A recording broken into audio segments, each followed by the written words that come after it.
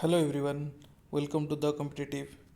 तो शुरू करते हैं क्लास एट का ज्योग्राफी का second chapter, that is land, soil, water, natural vegetation and wildlife resources.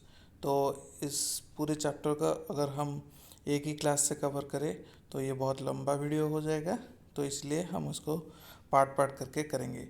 तो आज पहले पार्ट में हम लोग लैंड को कवर करेंगे, ठीक है। Two different parts of the world lead very different lifes. अगर हम दो डिफरेंट जगह को देखें वर्ल्ड के, मान लो एक इक्वेटोरियल एरिया को देखें, एक पोल एरिया को देखें, different, these are two different place. उसी की प्लेस के हिसाब से तो वहाँ का लाइफ्स भी बिल्कुल डिफरेंट ही होगा। This difference is because of differences in quality of land. वहाँ का लैंड कैसा है, सॉइल कैसा है, वाटर कैसा है, नेचुरल वेजिटेशन कैसा है, एनिमल्स कैसे हैं, ये सब चीज़ें डिफ़र करेगा। तो ये सारी चीज़ें हम इस चैप्टर में कवर करेंगे। आज हम सिर्फ लैंड को कवर करेंगे, अगले पार्ट में फिर हम सॉइल को देखेंगे। द यूजेस ऑफ टेक्नोलॉजी, ये भी एक पार्ट हो गया। टेक्नोलॉजी भी अलग अलग जगह पे अलग अलग तरीके से यूज होता है। The availability of such resources, this type of resource को कौन सी जगह पर कैसे रिसोर्सेस अवेलेबल है, वही डिपेंड करता है कि एक जगह दूसरी जगह से कैसे डिफर करेगा, राइट। जिस जगह पर जैसा रिसोर्स अवेलेबल होगा वहाँ वो जगह उस जगह से वैसे ही डिफर करेगा। ओके, तो स्टार्ट करते हैं। Land is among the most important natural resources. Land बहुत ही इम्पोर्टेंट नेचुरल रिसोर्सेस है हमारे लिए। It covers only about 30% of the total area of the earth surface. Earth surface का हमने ऑलरेडी पढ़ा था, ये 30% कवर करता है, बाकी 70% वाटर कवर कर लेता है। All parts of this small percentage are not habitable. ये जितने भी 30% अभी अवेलेबल है वो भी हमारे लिए हर जगह हैबिटेबल नहीं है।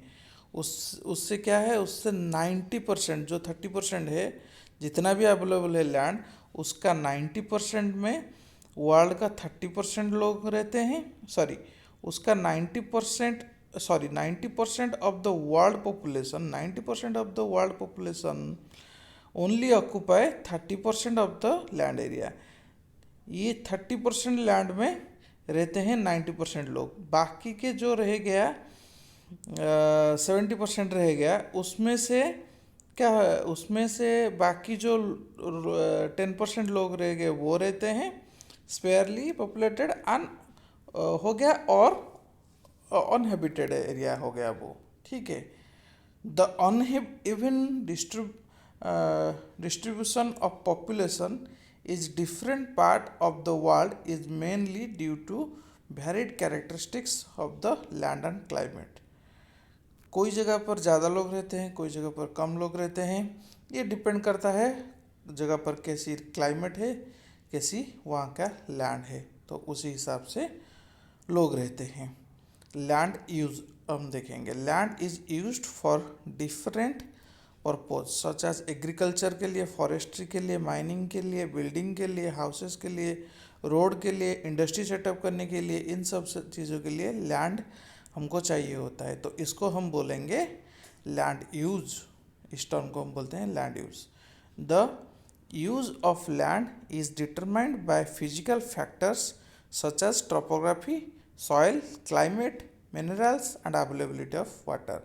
इसी हिसाब से हम लैंड को डिटरमाइन करते हैं। ये सारे फिजिकल फैक्टर से हम डिटरमाइन करते हैं। Human factors such as population and technology are also important determinants of land use pattern. Human कितने रहते हैं, टेक्नोलॉजी कैसा है, ये सारे फैक्टर्स भी इम्पोर्टेंट है। Land can also be classified on the basis of ownership. Land ownership, basis of ownership के हिसाब से भी क्लासिफाइड किया जाता है। ओके, एक होता है प्राइवेट लैंड, एक होता है community land. Private land is owned by individual, whereas community land is linked to a community. एक community को belong करता है. Okay. These community lands are called common property resources. इसको हम बोलेंगे common property resources. People and their demands are ever growing, but availability of the land is limited. लोग बढ़ रहे हैं दिन भर दिन, उनका डिमांड भी बढ़ रहा है, लेकिन लैंड तो उतना ही अवेलेबल है ना. The quality of land also differ from place to place. Land का क्वालिटी भी एक जगह से दूसरी जगह पर डिफर करता है. People start encouraging the common land to build up commercial area, housing complexes in the urban area, to expand agriculture in the rural area.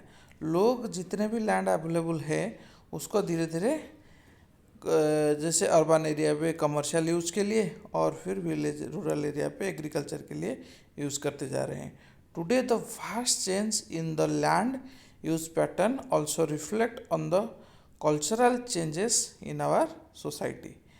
Land degradation, landslides, soil erosion, deforestation, ये सारे चीज़ major हो गया है.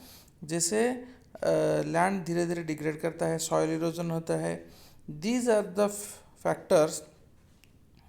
Okay. Environment, threats to environment because of the expansion of agriculture and conservation and construction activities. ये सारे चीज़ से क्या होता है, दिन ब दिन लैंड डिग्रेड हो रहा है.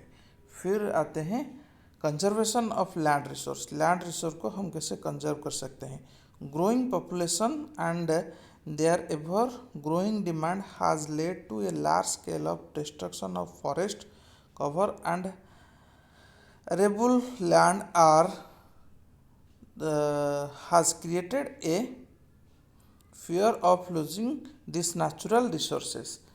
जैसे जैसे लोग बढ़ रहे हैं, उनका डिमांड बढ़ रहा है, उसी तरह से हम पेड़ पौधे काट के हम वहाँ पर घर बना के, फैक्ट्रीज बना के सारे के सारे लैंड को हम सारे के सारे लैंड को हम यूज़ कर रहे हैं. धीरे धीरे क्या हो रहा है, उसी हिसाब से जो लैंड पे हम जितना यूज़ कर रहे हैं उसी हिसाब से धीरे धीरे पेड़ पौधे कटते जा रहे हैं और हमारा क्लाइमेट भी दिन ब दिन चेंज हो रहा है. हम क्या कर सकते हैं. Afforestation, land reclamation, regulate of use chemical pesticides and fertilizers. Chemical pesticide fertilizers को कुछ रेगुलेट तरीके से यूज़ करें एंड नए नए पेड़ पौधे लगाए. Are some of the common method to use conserve the land. ये कुछ मेथड्स है लैंड को कंजर्व करने के लिए. अगले पार्ट में हम सॉइल के बारे में देखेंगे. तब तक के लिए बाय बाय.